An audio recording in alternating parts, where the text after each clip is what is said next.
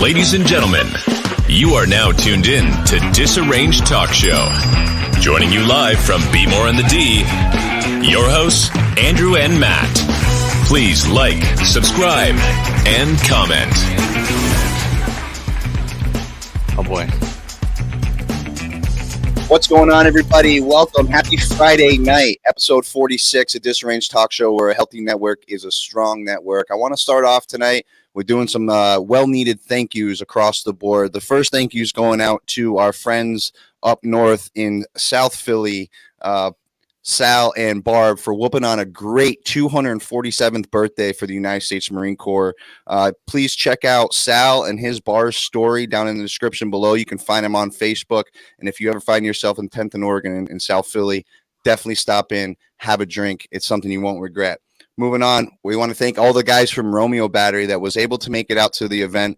We know life's hard, things get expensive, and resources get a little bit low, but anyone that made it out, we really, really appreciate it. You really made the show that much better for us moving forward. And also, thank you to my mother for going above and beyond and helping out with the live show. Without you, it wouldn't have been a success. Yep. Also, another thank you to David Gardner for getting our buddy Matt over to see all his warhounds. It was 4 years. It was such a great gift, and I just want to say thank you, and I appreciate you, Dave. And finally, last but not least, everybody, want to thank you guys out there, because without you, the last year of our show wouldn't have been what it was and where we're going to go. With that being said, we're going to be hitting our year mark in just 2 days from now. We did our very first live episode. So thank you very much, everybody, for sticking with us 365 days. Hey, Matt, you want to kick us off with some current events? And now, your news and current events with Matt G.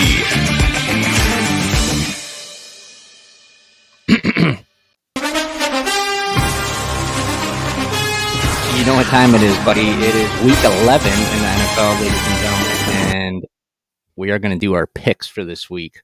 Now, obviously we missed the past couple of weeks because we've been away, but we're going to pick up right where we left off, all right? So we're going to go to the first game here, but we got Chicago versus Atlanta. Who do you have? I'm going Atlanta. I'm going to go Atlanta as well. Let's go to the Eagles, coming off their first loss of the season, playing against the Colts. I've got to stick with Philly. I'm going with Philly. Okay, yeah, I'm going to go with Philly too. My beloved Lions, who last time we did this, I picked against them, and they won, and they've won two in a row. So I'm going to pick against them again and say New York's going to win this game. And by the way, bud, I wanted you to know that I picked the Lions those weeks, but I'm going to have to go with New York on this one. Okay. All right. LA is going to New Orleans. They're both of them having horrible seasons. Oh, man, I'm going to have to go with LA. Yeah. I'm going to go with New Orleans. LA is just decimated. They lost Cooper Kupp. I think Stafford's still out. Next, we got Washington going into the Houston Texans. I have to go Washington just for the simple fact, one, I live just north of Washington, and my buddy Nabil Hamid, who's probably never watched an episode, he is a Texans fan. So, yeah, go Washington. All right. I am going to go Washington as well. They're hot right now. They just beat Philly, and they look good. Next up, the Jets versus the Patriots. Jets, Jets. I'm going to go Jets too. They're looking good. So I'm taking the Jets over the Patriots. Then you got the Panthers going to be more right down the street from you, playing the Ravens. Who do you got? Hey, bud, I'll be there. We're going Ravens all day, baby. Okay. I'm going to go Ravens too. Carolina sucks. Cleveland's going to Buffalo.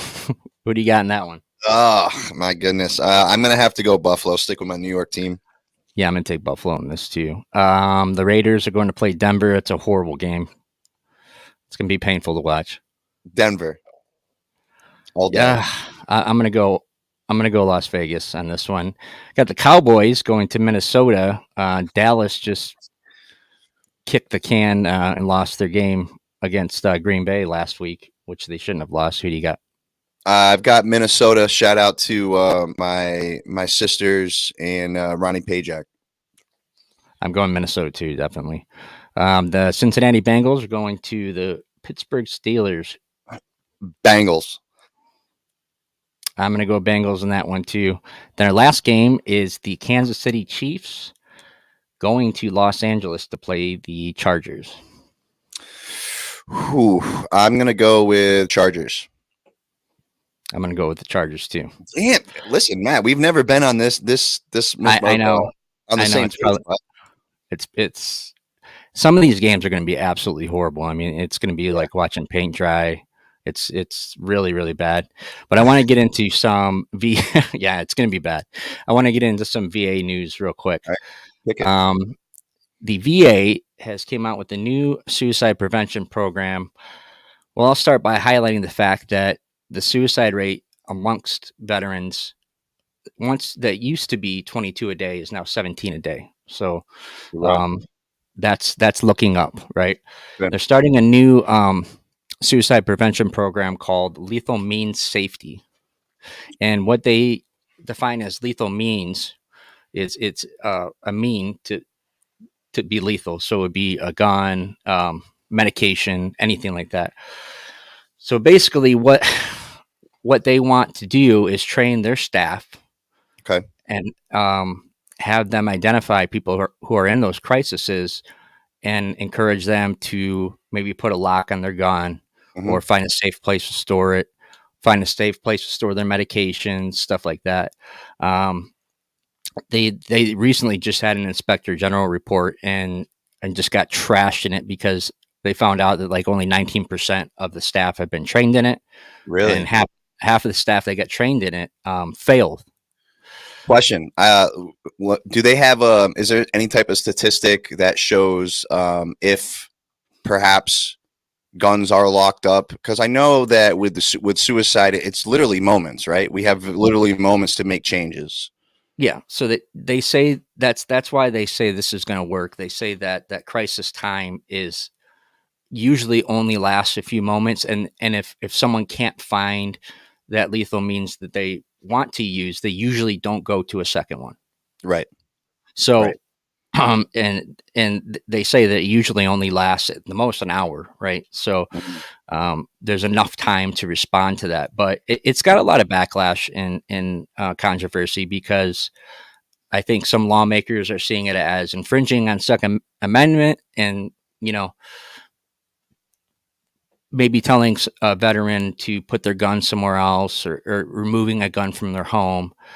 But I'd like to touch on that part right there. And, I don't want to get too graphic, but there's been times on my journey the last, say, 10 years, that there are certain times a few years ago, where I wasn't the most stable person.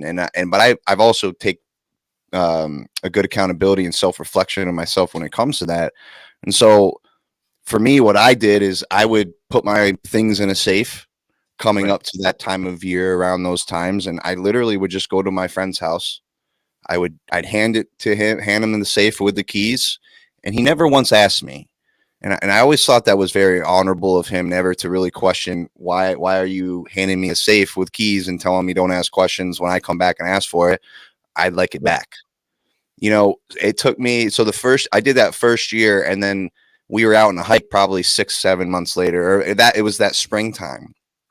And he's like, hey man, like, we're pretty close. Like, do you mind if I ask what that was about? And I said, absolutely. Like, I figured you would have already asked me about it, and I just told him, hey man, I go through hard times, and I'm just being proactive with understanding on how serious it can get, because it only takes that one split second to make a really shitty decision. Yeah. And I absolutely agree with you. I obviously I'm very pro Second Amendment, but I don't see this as an infringement on the Second Amendment. I think it's more being more self-aware of your situation, and being responsible. Yeah, 100%. So I mean, as 70% of suicides are by firearm. So that's got to drop drastically, right? If we're talking about putting distance in between the weapon of choice. Yeah, I think okay. So you don't want to take it out of your house. Get a lock, and put a lock on it. Through the chamber, and put that key somewhere else. That way, if you're in that crisis moment, you can't get access to it. You know what I mean? But I think it is a pretty decent plan. I think it's something that could definitely lower the rates. I mean, it's not going to hurt anything. No, exactly. So, lowering the rates is what we're all trying to do, right? So right. being aware and having those real conversations. It's like, hey, listen, this is a real thing, right? Like, guys, we're not taking your gun rights away, but in that moment, we just need you to take a split second and realize what you're about to do is horrible. So if it takes you 5 extra minutes to find the key to go to get the gun, that's 5 extra minutes that you're thinking of what you're about to do. Not everyone may make it through that 5 minutes, but I would bet that there's going to be a good percentage that would make it through it and hopefully get to the point where they just break down and they're just like, what was I about to do? Yeah, I mean, the only issue I see with it is you're going to have a lot of veterans who will not tell people that they are thinking about killing themselves, that they're in that space and time in life, right? Yeah. So I think that's the biggest issue. I think the ones that are there and are self-aware, I don't think they'd have a problem putting a lock on it, until you get feeling better. But I think that the biggest problem is that the majority of veterans aren't going to say that they're even feeling like that. So that if that's the problem, Matt, live action, what do we do? What do we do to fix that issue? If, is there any way that we can influence our network of people in a better positive manner to bring up more awareness of this subject? Well, I think the best way to do it is what we do normally, and is being totally transparent and saying where you're at in life, and that it's okay. You know what I mean? Like, everybody, I don't care what walk of life you're walking, has been down in the dumps, and it has been to despair. So I think just by people feeling comfortable and knowing there's other people who are open and willing to talk about it and say, yeah, I've been in that crisis situation. I've wanted to not be here anymore, and I needed to be responsible and put my weapon in a safe place or give it to somebody. And I've heard of that. What you've done, I've heard of that a million times. Of guys, Let me ask you this, brother. When you go through the VA, they have to go down the checklist of things, and the doctor or physician will always say, like, all right, like, I just have to go through these. And I'm always like, all right, like, kick it, because I respect that they have to, it's checks and balances, and I respect that. So, and they're doing it by the book. So shout out to the VA for that. Excuse me. But what do you say when they ask you, what do you say when have you ever thought about hurting yourself? What do you say? No. Right. No. You say no. And that's why I'm speaking from I don't. Experience. Well, then here's what I say. Right. No, here's what I say, brother. I say I'm not suicidal. I said I'm a realist. I said I believe that every human being has thought of it. Right. I think every human being has thought about the fact, hey, man, like, if I wasn't here, what would it be like? You know what I'm saying? So I say, listen, I'm not suicidal. Have I thought about it? I sure have. I said, but right now in this very moment, I've got too much to live for, even if I feel that I don't have something to live for. I've never just said no.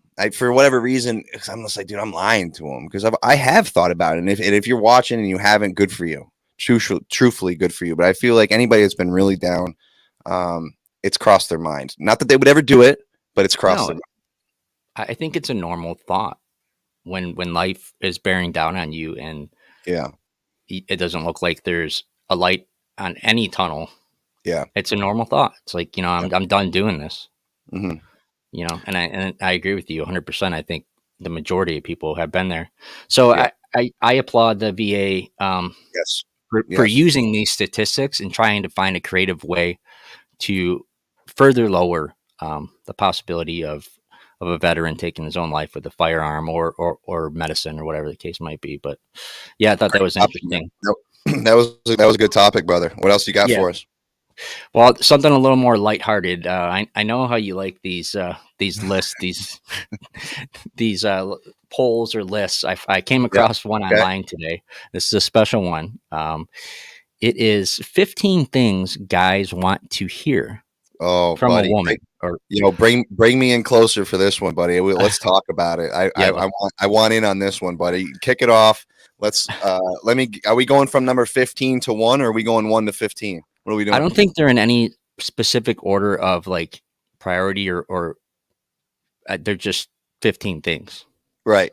So I mean, you could prioritize them based on like what you want to hear, I guess. But I'll give you number one. Number one is I'm proud of you. Wow. I mean, listen, I think anybody would like to hear that they're like, hey, I'm proud of you. That's it's really one thing in the Marine Corps I never really understood is like they were like, oh, stop being a fucking cheerleader. It's like, like why can't we give words of encouragement? But I respect that's a good one. Yep. Number two is I believe in you. Ooh, that's heavy. That's deep. I mean, that can hold a lot of weight depending on your situation, but I agree. Next. Number three is you're handsome. Ooh, what really used to bother me, man, is you're cute. Oh God, I hate that cute. No, puppies are cute. I'm a grown ass man. I'm not cute. Yeah, so I growing up, I'm like, yo, I'm not cute. I'm a man. Like, like puppies are cute. I hate that crap. What's the next one? Number four is going even further. You are sexy. Ooh, I'll take that. What all man day doesn't love to be told he's sexy? I mean, that's what I said. What man doesn't love? You don't like a woman telling you that you're sexy? No, I said what man doesn't love that? Yeah. Okay. I stay in there. Number five is this good one. You are different from the other guys. Now, I let me say this. This can be kind of twofold because it could be different in the sense of like you're just a different person, or it could be talking about sexual things, right? Hey, bud. But I probably would lean in the direction of like maybe not believing that. I don't know. I just I feel like that's I'm trying to skip dinner. You know what I'm saying? Right? Yeah, exactly. Number six is great. Everything will be fine. Listen, man. That's number 6. That's 6. That's my number one for me right now. As of now, and during this list, dude. Sometimes in my life, especially the journey outside the Marine Corps, when I really learned and came into who I am today, and learning my aggressive side and my temperament, and I've expressed many times in past, like whatever type of relationship, family, personal. Sometimes, like when I'm in a fit of rage, having somebody just being able to touch me and tell me that it's going to be okay, and like get to connect with me on that eye level, and really look at me and breathe with me and be like, dude, it's going to be okay. Because sometimes, going back to our last topic, it might just take that split second to have that calming moment, or that voice, or that voice of reason, to be able to make it a little bit better. Yeah, especially when it's that person in your life that is your rock. Yeah, 100%. Having that second opinion of that person coming in and saying everything's going to be fine, I think makes the world of a difference. Number 7 is I only want you. Like, I think this is the same thing as you are different from the other guys. Yeah, I don't really fox with that one.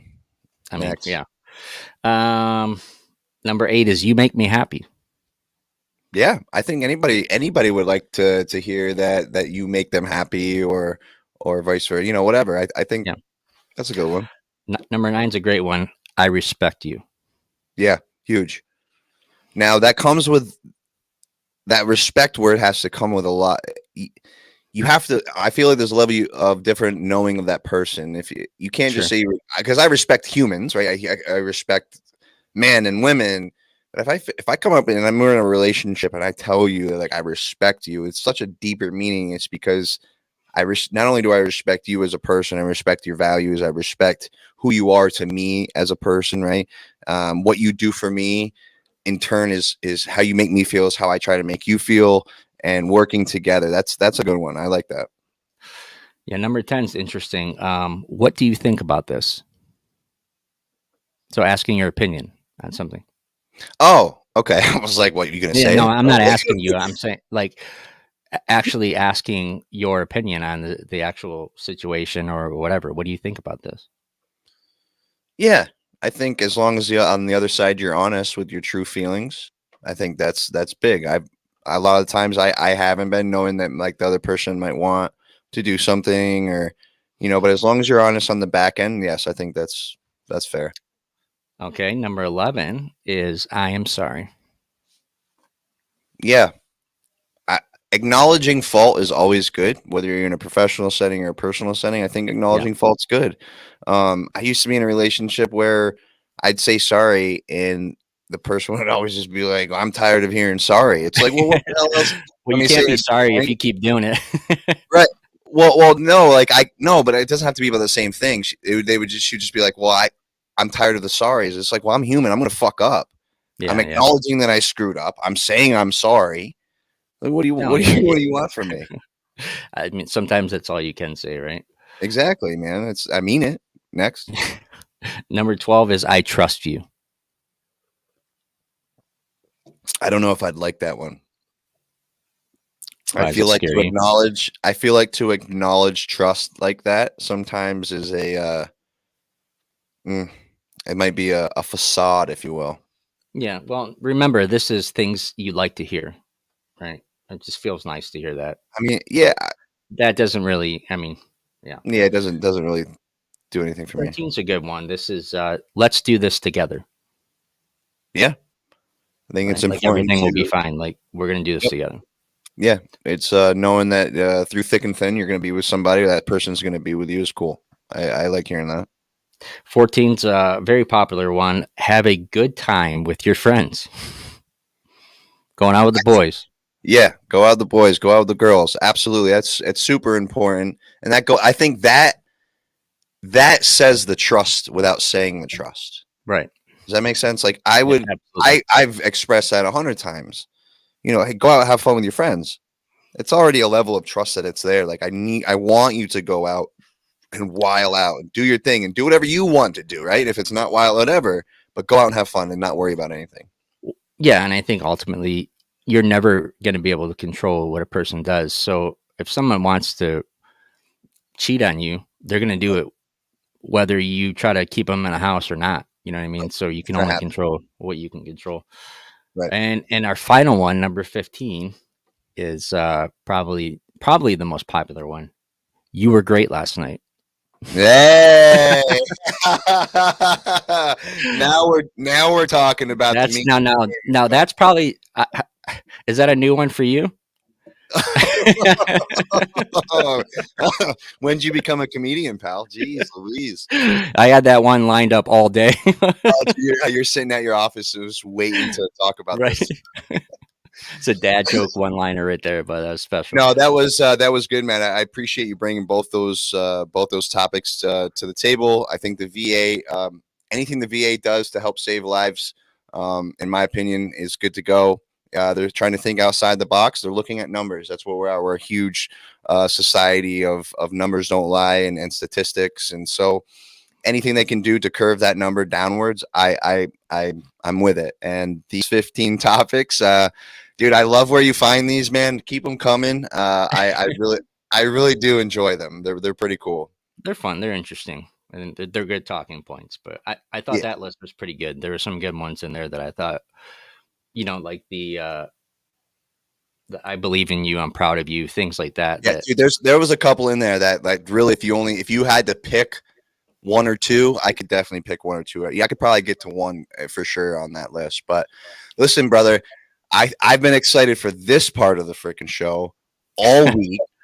Yes. You and I had a great time last week, and I was wondering, we should definitely share our video that we've made for everybody. Now, listen, We normally do everything live. This is new to Disarranged, and if you're a guest and you've been back, this is going to seem a little foreign, but rock with us, roll with us, and let's roll it, brother.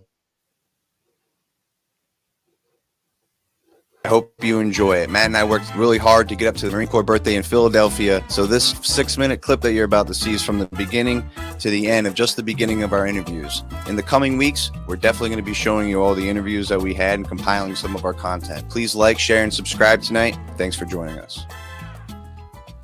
Uh-oh, foul language. Yo, VZ, we on that screen? Yes. All right, and it says recording. There's things going on above it. Yep. Top right, top left. Check.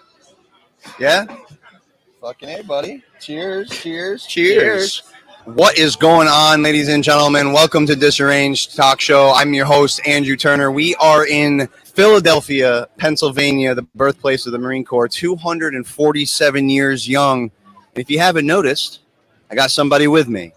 What? My co-host, Matthew Gardner. How you doing, brother? I can reach out and touch you. You can reach out and touch me now, brother. This is cool. This is our first live show together. Feeling pretty good, huh, bud? Hey, bud.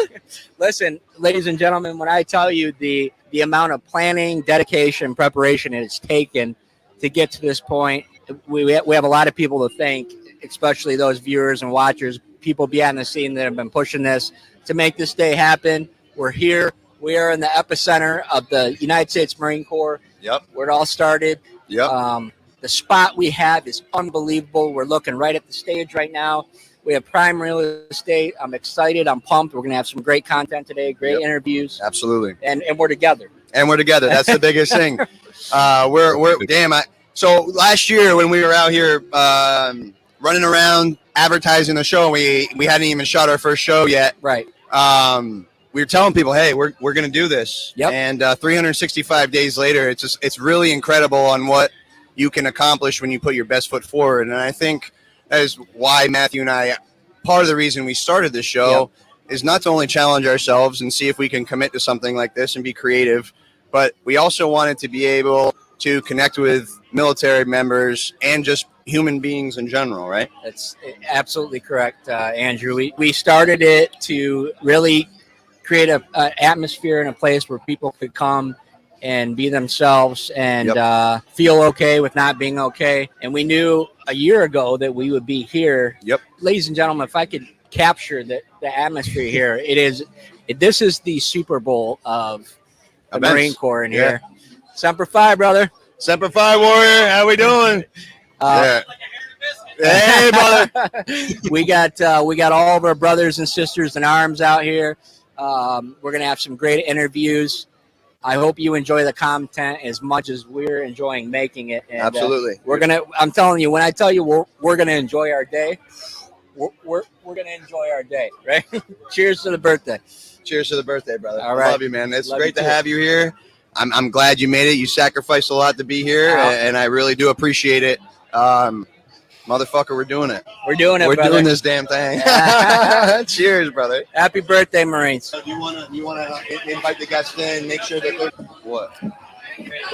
Okay. It was like, tally up. Okay. Nice, man. We got somebody going to tell their story? Great form, brother. I'm just going to do a quick intro. How you doing? And then Sounds good. Sound good, brother? All right, brother. Appreciate you so much. All right. All right, ready? All right.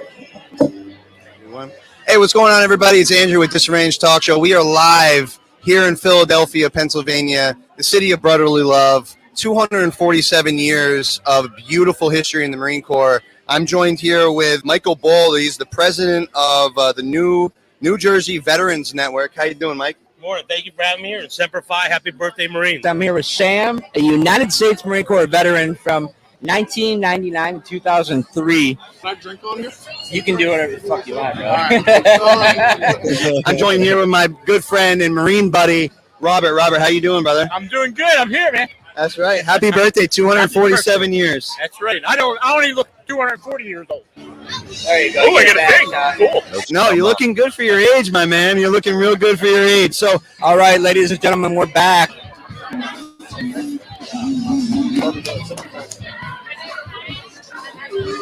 That was a great story. I'm here with Todd, who was a United States Marine Corps mortarman, joined in 2002. Served 4 years. I've got my fucking man, Bill, Leatherneck. How you doing, Bill? Thanks for coming on. Hey, thanks for having me. I am with a good friend that I had just met. We're here with Sergeant Major Stout. How are you doing, sir? Thank you for being with us. Hey, I'm doing great. It's an honor to be here with you and with all of our fellow Marines and Marine support. His name is Tim Chambers. He wrote, I want to know more about you. I want to know a little bit about your story. And the salute to a Marine. I've got his book right here. Hey, ladies and gentlemen, we're here with Sergeant Hernandez. Sergeant Hernandez did the color guard for the wonderful ceremony we had today at the Marine Corps birthday.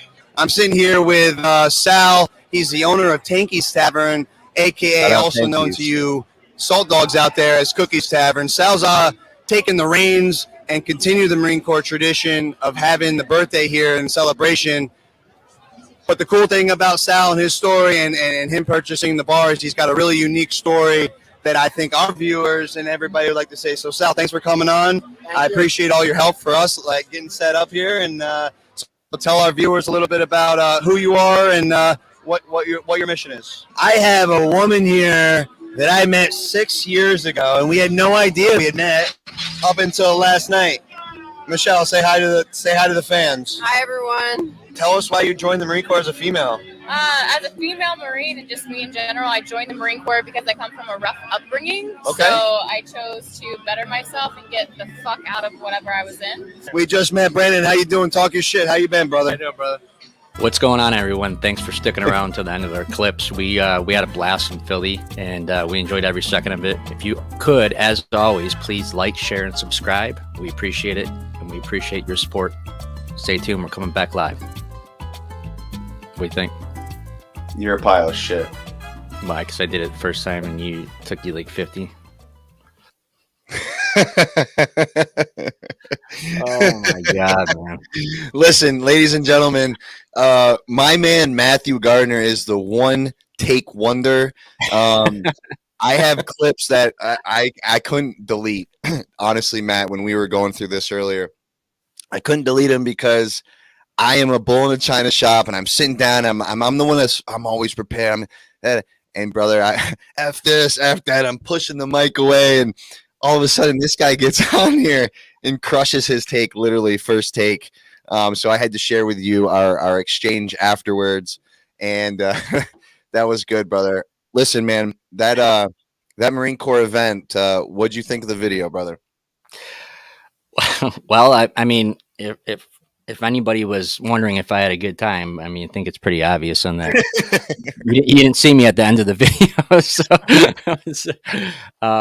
yeah, I definitely enjoyed myself that day. It was great, man. It was just to be there, like I said, so enthusiastically, to be set up right next to Tankie's and be staring at the stage and to have all these wonderful interactions with former Devil Dogs, and it was just awesome, man. It was we had a blast. And let me ask you a question, Devil Dog, and I have to. I'm going to do this because I just wanted to hear it live. Sure. Can you please explain to our audience, oh boy, the vision of our tent when you saw what would happen and what was happening behind the scenes? What were your thoughts? What was going through your head? As far as you planning? Yeah. Well, I mean, we those from you, Matt. No, well, we've talked about this many times. A lot of during the planning time. I mean, you plan this. You plan this whole thing, and no, it's not even what I wanted. I just remember there would be times, ladies and gentlemen, that my co-host was giving me shit behind the scenes, being like, bro, listen, like, I need you to focus more. Like, I don't know what you're doing. You're not talking to me about things. Like, dude, I'm planning everything. I'm the producer. I'm the writer. I'm this. I'm that. And all I kept saying to you was what? Just wait and see. You see, I can't explain it. When you see what happens in Philly, I think your mind's going to be changed. And was it changed? No, dude, I was blown away. I mean, we had the biggest tent out there. It was unbelievable, dude. It was amazing. You did a great job. No, dude, I'm just busting your balls, brother. I couldn't have done it without you. We couldn't have held the show up the last few months without you. So again, I was just busting your balls. Literally, the last few months, if it wasn't for Matt, the show probably wouldn't have wouldn't have been taken off every week. So kudos to you, brother. And I cannot wait for the next 365 days. This is technically, we're going to call this our 1 year episode 46. We took a couple weeks off, a few weeks off, but I'm very proud of you, brother. I appreciate you and taking this journey with me, man. How has it been thus far, if you had to look in a year recap? You know, we talked a lot about it when we were there in Philly, and I really thought about it, you know, like what our vision was and where it all started that one night when you were live and I was talking to you on the phone, you know, and how far we came in just a year. Yep. To say that I'm proud of this is an understatement. You know, I love the fact that we have this place for people to come and feel okay and talk and feel normal about things that most people don't feel normal about, you know, and that's what we wanted from the get-go, is to address issues that are uncomfortable to talk about, they're uncomfortable to deal with, and also shed a little insight to family members and spouses of what veterans or active duty service members are going through, what's going on in their heads. So I want to fill everybody in too. You guys saw a small glimpse of the interviews we had. We're going to be editing our content. Again, this is just Matt and I doing all this. So we're going to edit all our content, but we have guest sheets over here. We have 13 guests coming up that we want to get on live. There's actually a World War II guest also. We had two representatives of that Marine, come and approach us and say, we want to get Walt on. Walt needs to be on your show. And I said, well, you know what? Well, we need to figure out how to get Walt on our freaking show.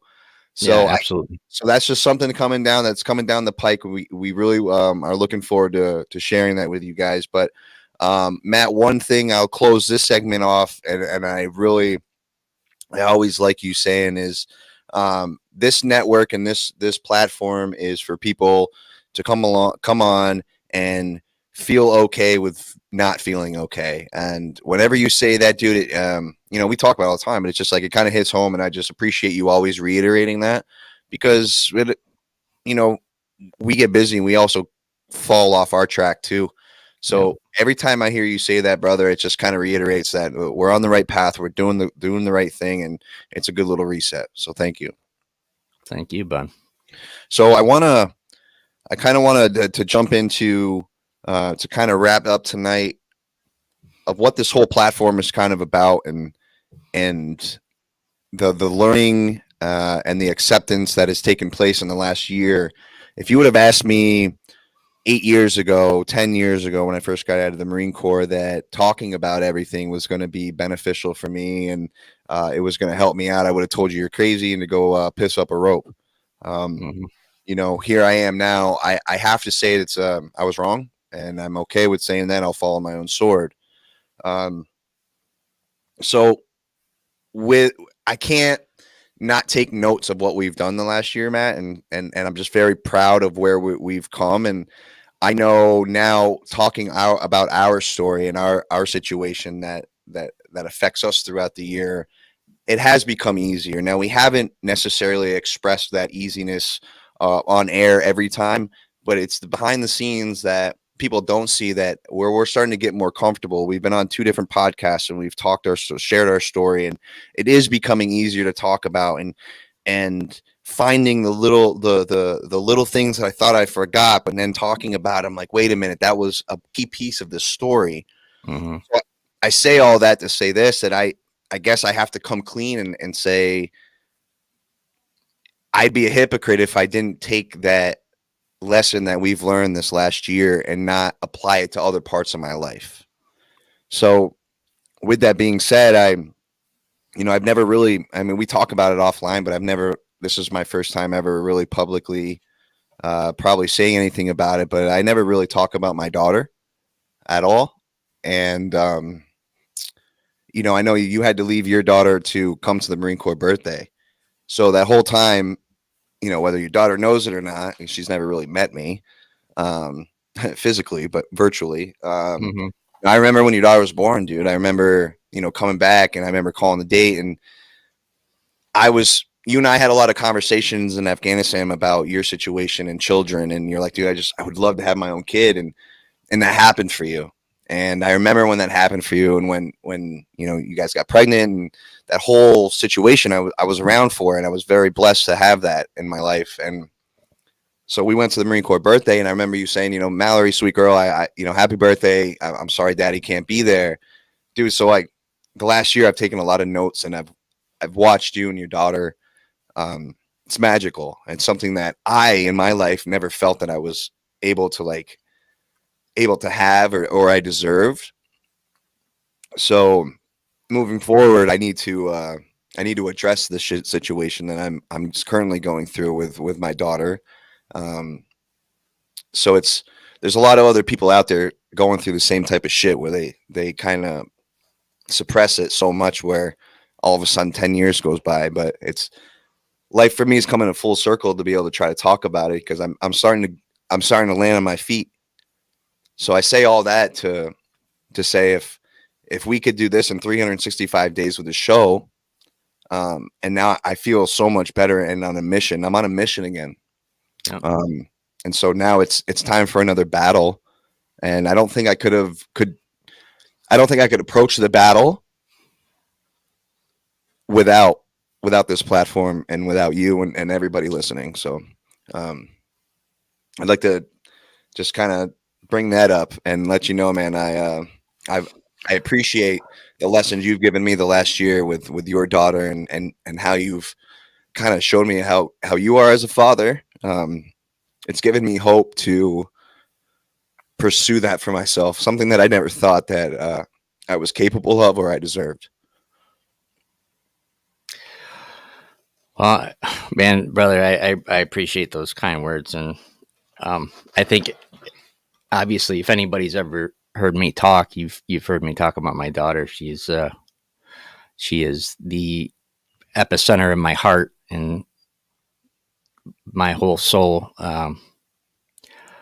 So I can imagine, I can only try to imagine what you're feeling. And I appreciate your candidness and talking about it and being open about it. I know there's probably so many other people that are dealing with issues like that, and I know it's very painful for you. But you do deserve to have her in your life, and I think you will be a wonderful, wonderful father. And I bring it up to mainly because everybody else needs to understand that whatever you see us doing, the growth that we've made in the last year doesn't make our whole path smooth. We get on here for an hour a week publicly, and we may seem organized, we may seem this, we may seem that, but I promise you, dude, it's like everyone, we're all the same. Mm-hmm. And just because we're trying to put our best foot forward doesn't mean that we don't have demons chasing us. Well, that's 100% accurate. And I think we have tried very hard from the get-go to be very transparent of our daily struggles, our weekly struggles.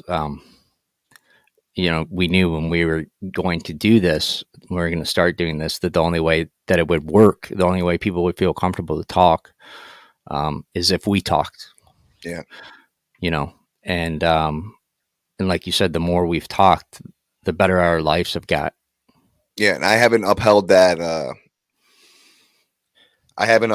Truth to myself when it comes to certain subjects. And so my New Year's resolutions, although it's early,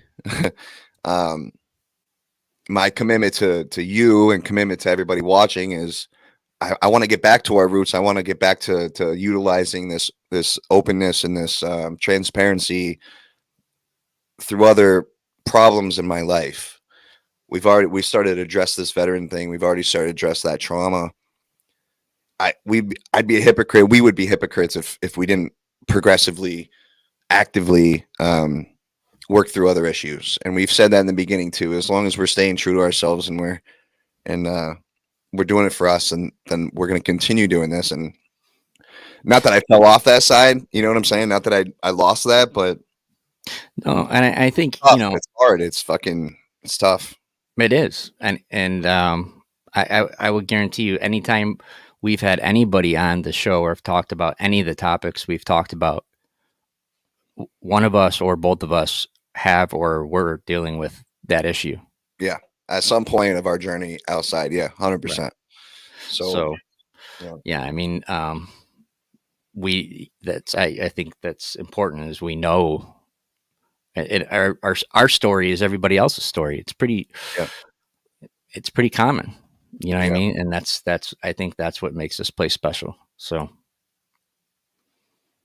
well, listen, man, I couldn't be happier where we are at episode 46, aka episode 52. Right. But I'm happy. I appreciate everybody showing up and taking the time to chill with us tonight and listening to us. If you are tuning in, whether you're live or you're tuning in later, and we met you at the Marine Corps birthday, thank you very much for stopping in. Thank you very much for checking us out. If you could, please remember to like, share, and subscribe. It only helps push our message. So again, thank you everybody for tuning in tonight. We really appreciate you. My name's Andrew. This motherfucker right here is my best friend in the world, Matthew Gardner, and we make up Disarranged Talk Show. So remember, a healthy network is a strong network, and we'll see everybody next Friday. Take care, everybody. Thank you for joining us. Please remember to like, share, comment, and subscribe. We'll see you next time.